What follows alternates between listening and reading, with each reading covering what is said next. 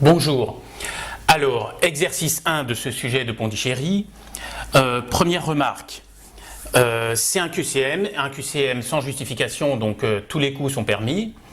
Et puis surtout, que ce soit à Pondichéry, au Liban ou en Amérique du Nord, le premier exercice est un QCM.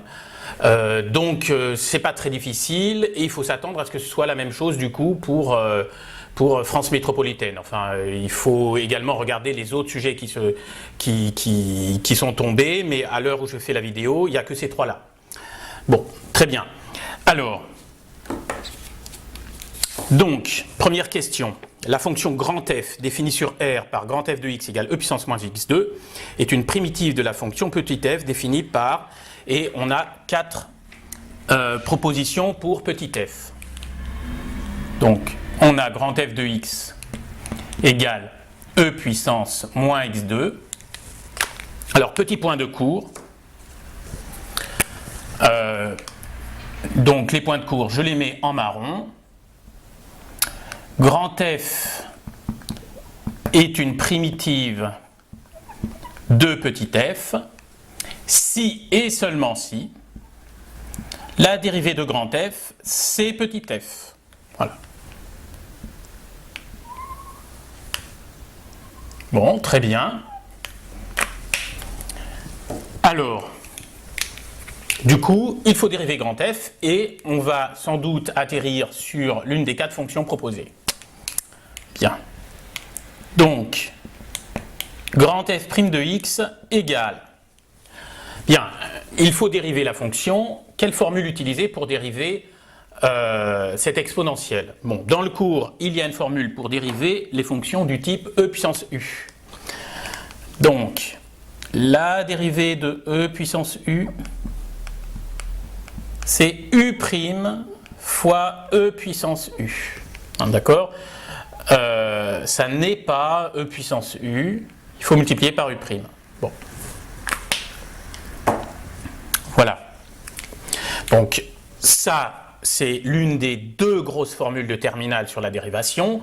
Il y en a une pour exponentielle et il y en a une pour le logarithme. Bon, bah, donc, la formule pour dériver e puissance u et la formule pour dériver ln de u. Bon, ici, c'est e puissance u. Donc, j'applique la formule. Bien. Donc,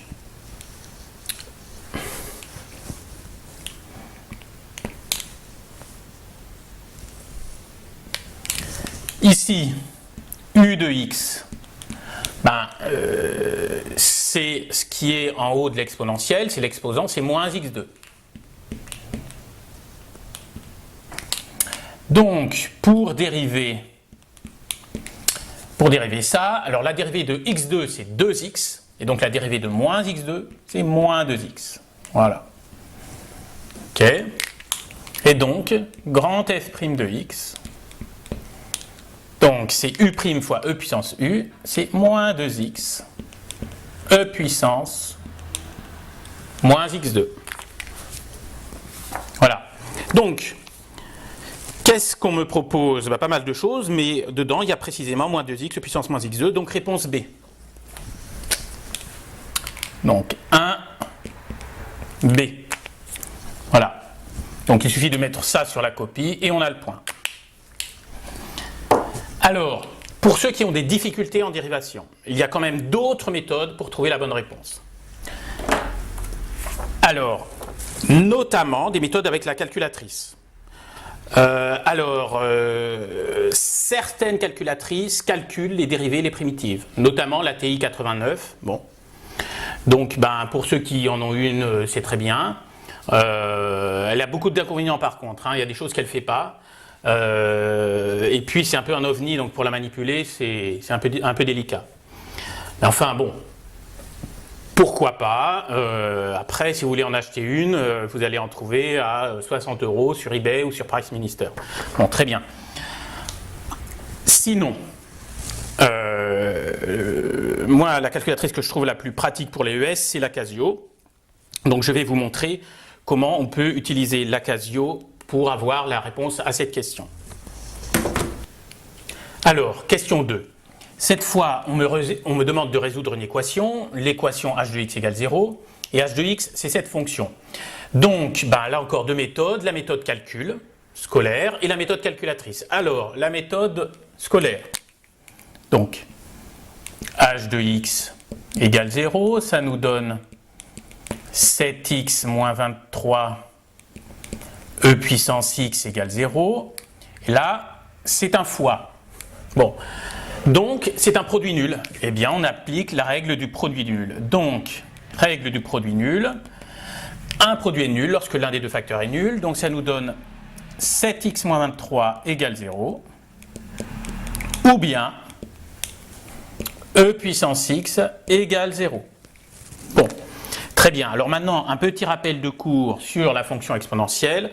Il y a deux fonctions importantes en terminale, la fonction exponentielle, la fonction logarithme. Donc il faut avoir en tête l'allure de la fonction exponentielle. Donc toujours le cours en marron. La fonction exponentielle, elle fait quelque chose comme ça.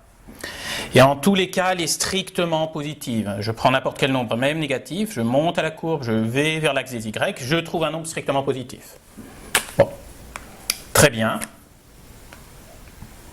Résultat, e puissance x égale 0, impossible. Donc, ça, c'est impossible.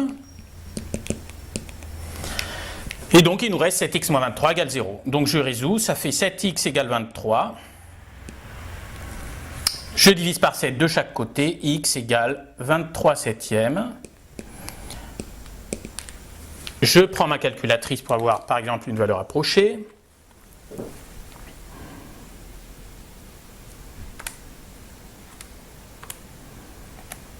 Voilà, 23 divisé par 7, 3,29 à peu près.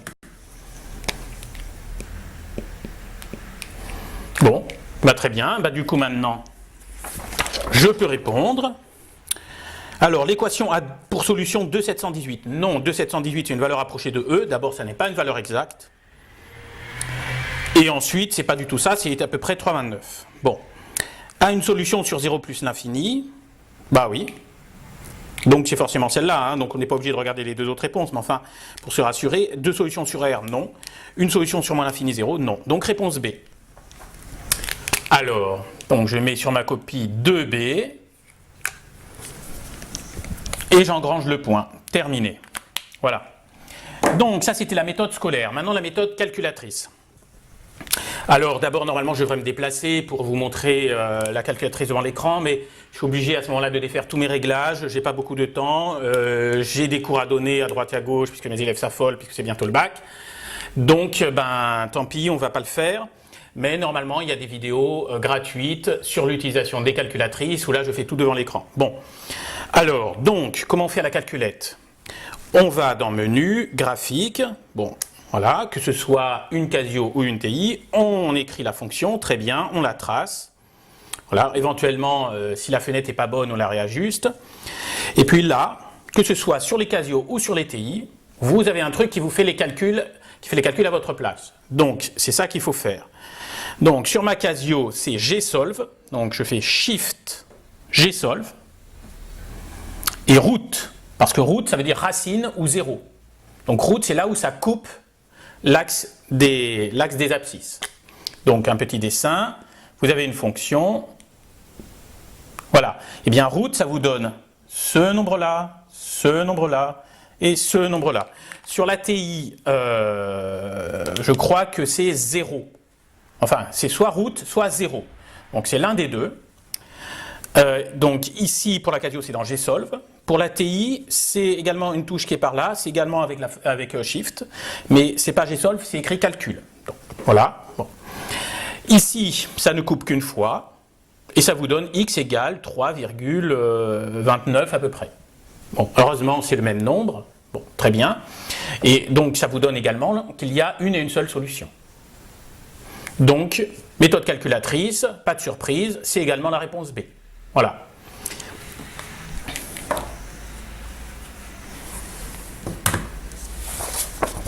Alors, question 3. On pose i égale intégrale de 0 à 1 de 3 e puissance 3x dx. On peut affirmer que i égale machin, bidule, truc muche. Bon. Alors là encore, méthode scolaire, méthode calculatrice. Je commence par la méthode scolaire. Donc,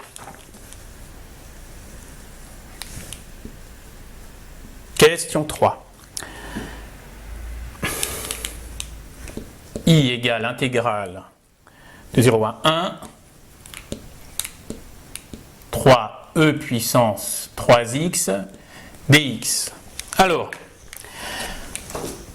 dans votre cours sur les primitives, il doit y avoir, sinon c'est que ça manque, primitive de e puissance ax plus b. Alors cette flèche, ça veut dire la primitive, ça donne, voilà. E puissance ax plus b divisé par a. Alors ça, cette formule, elle n'est pas dans tous les livres, elle n'est pas dans tous les manuels. Et pourtant, 9 fois sur 10, c'est celle-là qui tombe. Bon, donc ça, primitive de e puissance ax plus b, c'est e puissance ax plus b divisé par a, il faut le savoir. Bon. Dans le genre d'erreur qu'on voit, alors il y a les élèves qui ne savent pas du tout primitiver ce genre de fonction, bon, et il y a ceux qui se lancent, et alors en général, si c'est faux, c'est que soit ils ont oublié de diviser par a, ou alors ils ont bien divisé par a, mais du coup le a ils l'ont sorti ici. Ben non, alors le a il se dédouble, hein, il est à la fois en haut et en bas, c'est comme ça, voilà. L'exposant d'une exponentielle, on n'y touche jamais, c'est sacré, il ne se modifie jamais. Donc quand vous avez du e puissance ax plus b, ça ne deviendra jamais du e puissance x. Que ce soit en primitivant, en dérivant, voilà. Voilà. Bon, donc très bien, donc cette formule, ça fait partie des fondamentaux.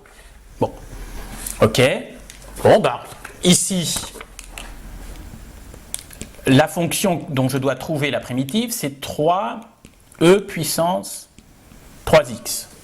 Je vous rappelle que pour calculer une intégrale, il faut trouver la primitive de la fonction qui est dans l'intégrale. Donc là, la fonction qui est dans l'intégrale, c'est celle-là dont je dois trouver une primitive. Donc, voilà, grand F de x. Alors le 3, on n'y touche pas, puisque si ma fonction c'est 3 fois u, la primitive, ce sera 3 fois la primitive de u. Bon, donc le 3, je le mets tel quel. Et je mets la primitive de e puissance 3x. La primitive de e puissance 3x, c'est e puissance 3x divisé par 3, conformément à cette formule-ci. Voilà. Et donc, i, alors,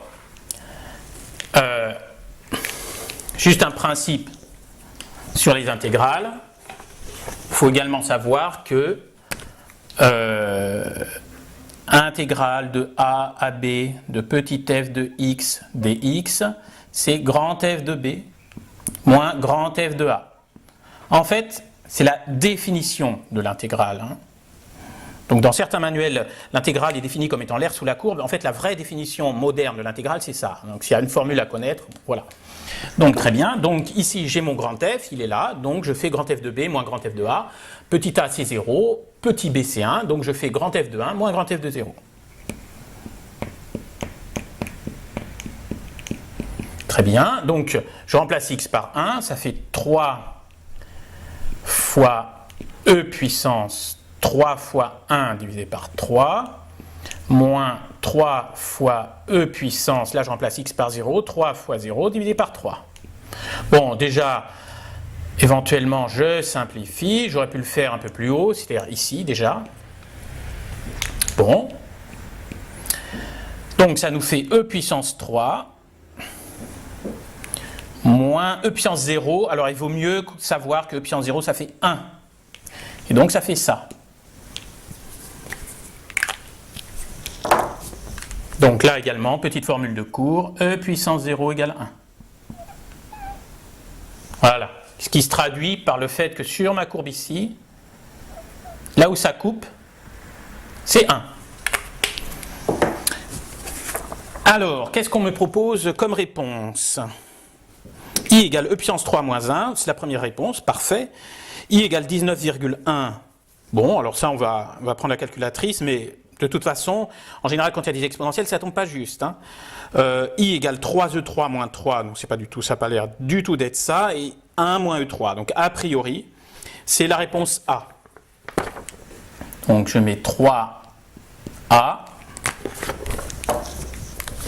et j'engrange mon point. Voilà. Alors après, pour me rassurer, je peux éventuellement calculer à la calculatrice E puissance 3 moins 1 pour constater que ça ne fait pas exactement 19,1, 3E3 moins 3 pour constater que ce n'est pas la même chose que 3 moins 1, et 1 moins E3 pour constater que ce n'est pas E3 moins 1. Enfin bon, pas de mystère, ça marche. Hein. Là, si vous ne me croyez pas, vous prenez votre calculette, vous le vérifiez.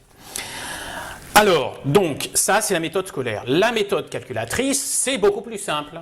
Donc, si vous avez du mal à calculer les primitives, etc., il n'y a pas de raison de vous lancer là-dedans. Hein. C'est beaucoup plus simple. Les calculatrices calculent les intégrales. Donc, intégrale de 0 à 1 de 3 e puissance 3x dx. La Casio, elle le fait. La TI, elle le fait. Par contre, elle vous donnera une valeur approchée. Elle ne va pas vous mettre en sortie ça. Voilà. Mais, c'est pas grave. Ça vous donne un chiffre bizarre. Après, vous tapez e puissance 3 moins 1, ça vous donnera un chiffre bizarre, mais ce sera le même. Vous tapez 19,1, ça vous donnera 19,1 et ce ne sera pas le même chiffre bizarre, donc ce ne sera pas lui. 3E3 moins 3, vous le tapez, ce sera un autre chiffre bizarre, ce ne sera pas le même. Donc voilà. Donc, dans tous les cas, première étape, vous tapez intégrale de 0 à 1, 3E3x dx sur la calculette. Deuxième étape, vous tapez les 4 nombres et vous voyez auxquels ça correspond. Voilà. Donc c'est pas très difficile. Éventuellement, quand vous calculez l'intégrale, le nombre qu'elle vous met, vous le recopiez au brouillon pour ne pas être obligé après à chaque fois de remonter dans la calculette pour comparer aux nouveaux nombres que vous trouvez, puisque après il y en aura 4, donc ce sera peut-être un peu compliqué de remonter. Alors, vous allez me dire, ah mais je ne sais pas trop comment calculer les intégrales avec la calculatrice. Bon, alors il y a des vidéos sur les calculatrices, des vidéos gratuites, donc jetez-y un œil. Mais sinon, par exemple, avec la Casio, deux méthodes. Il y a un bouton Options, OPTN. Donc, je clique là-dessus. Alors, d'abord, hop, voilà, OPTN. Et j'ai un choix, liste, maths, CPLX, je ne sais pas ce que c'est, calc, stat. Bon, bah là, c'est calc. Hein. Et dans calc, vous avez un truc avec intégrale dx, et bien c'est lui. Et voilà. Et à ce moment-là, ça vous affiche une petite intégrale, il y a un petit carré pour les bornes et il y a un truc pour la fonction. Voilà. Sur la TI, c'est également une touche, elle est carrément présente sur l'écran principal. Enfin, TI, je parle a priori pour la TI 82. Mais les autres TI, normalement, vous avez un bouton qui est comme ça. Hein. Que ce soit en Shift ou en bouton principal, vous avez un bouton comme ça. Voilà. Donc, voilà, regardez les vidéos sur la calculatrice ou regardez le manuel d'utilisation de votre calculette. C'est pas très difficile. Vous mettez la fonction, la variable, en général x, et les bornes.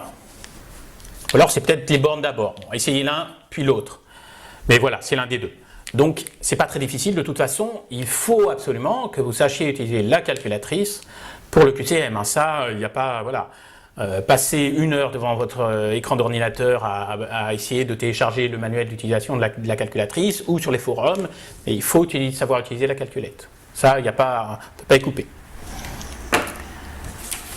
Voilà. On passe à la question 4. Alors, QCM question 4, quatrième et dernière question de la convexité. Alors, parfait. Cette fois-ci, on a G2x égale x3 moins 9x.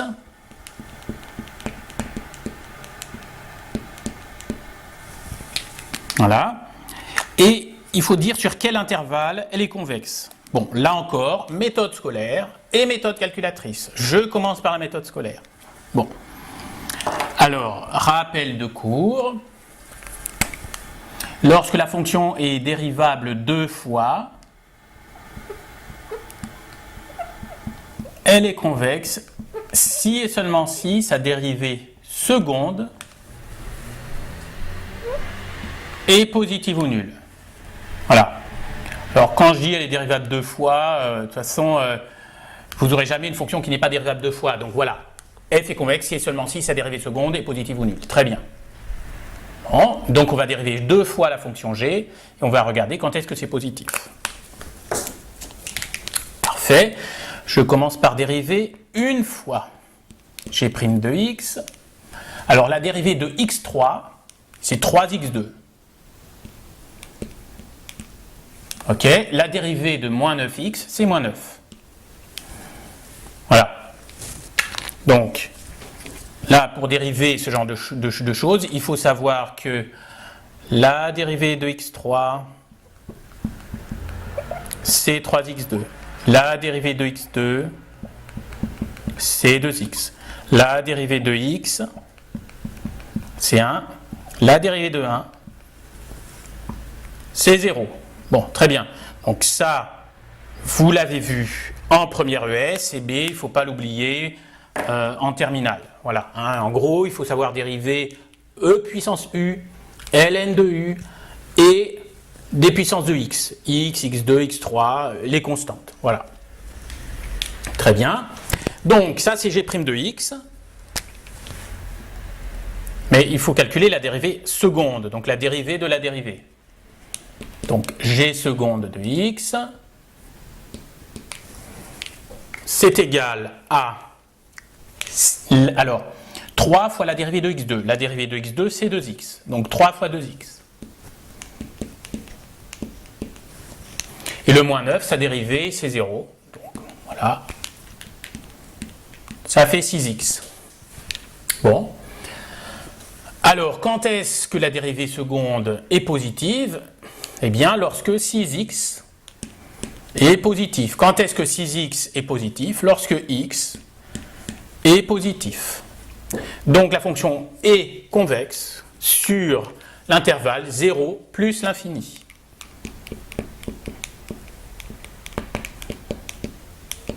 Parfait. Alors, on me proposait moins l'infini plus l'infini, non. Moins l'infini 0, non. 0 plus l'infini, oui. Et moins 3, 3, non. Donc, c'est réponse B.